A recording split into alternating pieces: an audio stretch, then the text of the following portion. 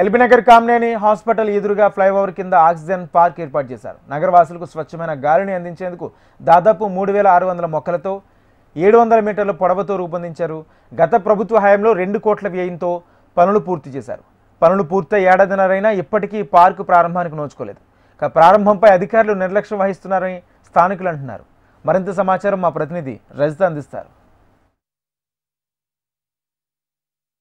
చుట్టూ ఎటు చూసినా కూడా కాంక్రీట్ అరణ్యాలే కనిపించే హైదరాబాద్ మహానగరంలో స్వచ్ఛమైన గాలిని పీల్చాలంటే కొంత కష్టమే అని చెప్పాలి. అయితే మహానగర వాసులకు స్వచ్ఛమైన గాలిని అందించేందుకు దేశంలోనే మొట్టమొదటి ఆక్సిజన్ పార్క్ని ఎల్బీ నగర్ దగ్గర ఏర్పాటు చేశారు. ఇక్కడ ప్రస్తుతం నేను ఎల్బీ నగర్లో ఏర్పాటు చేస్తున్నటువంటి దేశంలోనే మొట్టమొదటి ఆక్సిజన్ పార్కులో ఉన్నాను.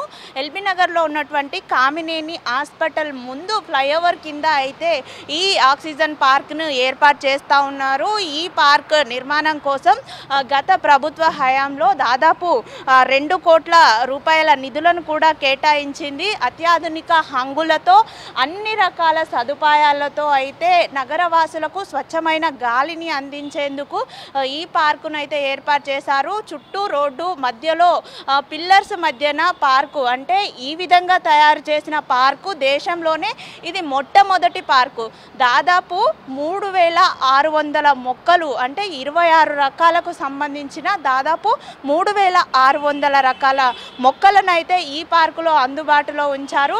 చుట్టూ అంటే 2 వైపులా రోడ్డు ఉంటుంది కదా, ఆ రోడ్డు అంటే వాహనాల తాకిడికి వస్తున్నటువంటి వేడి లోపలికి రాకుండా కూడా అన్ని ఏర్పాట్లను చేశారు. చుట్టూ మట్టి పెంకులతో కూడా వేడి ఏమీ లోపలికి రాకుండా ఈ పార్కులకు వచ్చే సందర్శకులకు ఎలాంటి ఇబ్బందులు కలగకుండా అన్ని ఏర్పాట్లను చేశారు. అయితే ఇంత గొప్ప హంగులతో ఏర్పాటు చేసిన పార్కు ఇది నిర్మాణ పనులు తలపెట్టి సంవత్సరం గడుస్తున్నా కూడా ఇప్పటి వరకు కూడా ఈ పార్కు ప్రారంభానికి నోచుకోలేదు. ఇప్పటి వరకు కూడా పార్కు లోపలికి సందర్శకులను అనుమతించడం లేదు. మనం విజువల్స్లో చూడొచ్చు, వివిధ రకాల మొక్కలు అయితే మనకు దర్శనమిస్తున్నాయి. గొప్ప గొప్ప శాస్త్రవేత్తలు, ఐఐటి ఢిల్లీ వంటి గొప్ప గొప్ప యూనివర్సిటీలకు సంబంధించినటువంటి శాస్త్రవేత్తలు సూచించినటువంటి ఎన్నో రకాల మొక్కలను అయితే ఇక్కడ అందుబాటులో ఉంచారు.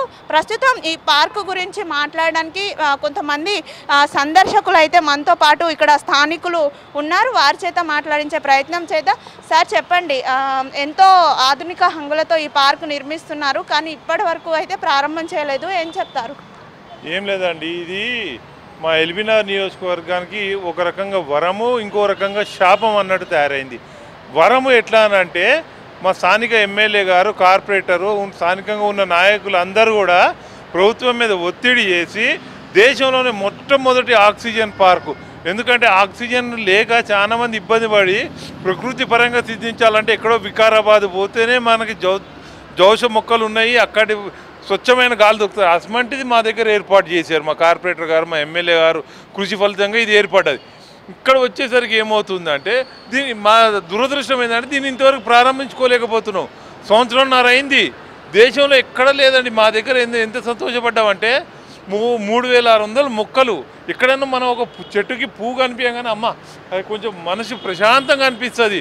ప్రశాంతత అనేది ఒక పూలను కానీ చెట్లను కానీ పచ్చని చెట్లను చూస్తే ప్రశాంత వాతావరణం కనిపిస్తుంది. అసమంటిది ఇన్ని మొక్కలు మా చుట్టుపక్కల ఉండి కూడా అంగట్లో అన్నీ ఉన్న అల్లుడి నోట్లో శని అన్నట్టు ఇన్ని మొక్కలు ఉండి ఇంత సౌకర్యవంతమైన పార్కు ఉండి మేము ఉపయోగించుకోలేకపోతున్నాం. ఏందా బాబు, ఇంకా ఎన్ని రోజులండి ఈ పార్కు మెయింటైన్ చేస్తున్నారు? ఇది ఏముందంటే ఒట్టి చూడనీకి అన్నట్టు మ్యూజియం అన్న పెట్టి బయట నుంచి చూసుకుంటూ పోతాం. రోడ్డుకు 2 వైపులా లోపలికి రావాలనే కదా ఇన్ని కోట్లు పెట్టి మా నాయకులు, స్థానిక నాయకులు స్థానికంగా ఉండే మా ప్రజల అభిమతం తెలుసుకొని వాళ్ళు ఏర్పాటు చేశారు. దీన్ని ఓపెన్ చేయండి బాబు అంటే ఓపెన్ చేయడానికి వాళ్ళ సమయం తీయట్లేదు. అరే సార్, మాకు ఓపెన్ చేసాం, మా పిల్లల్ని సాయంత్రం పూట ఏంటంటే బిజీ వర్క్. హైదరాబాద్ అంటేనే నిత్యం రద్దీతో కూడుకున్నది.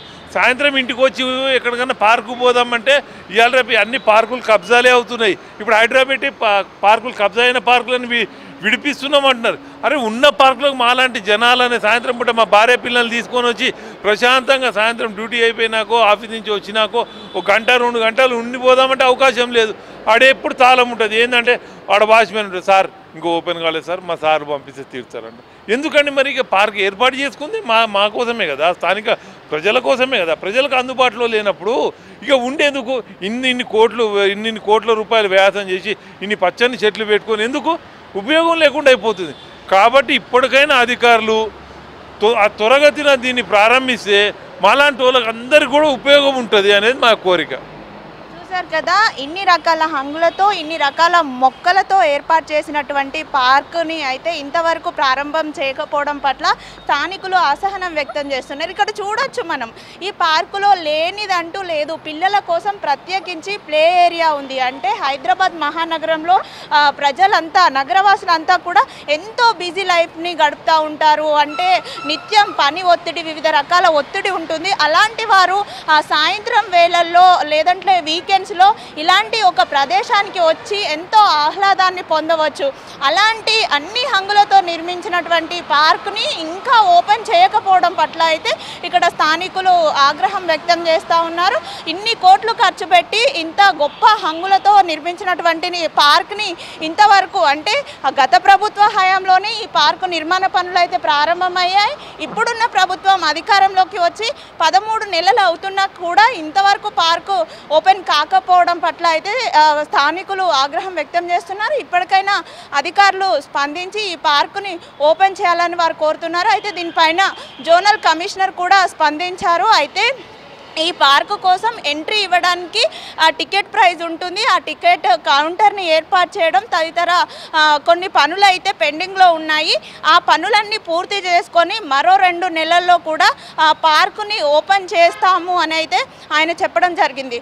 Video journalist Srikanth, Rajitha, HM TV, Hyderabad.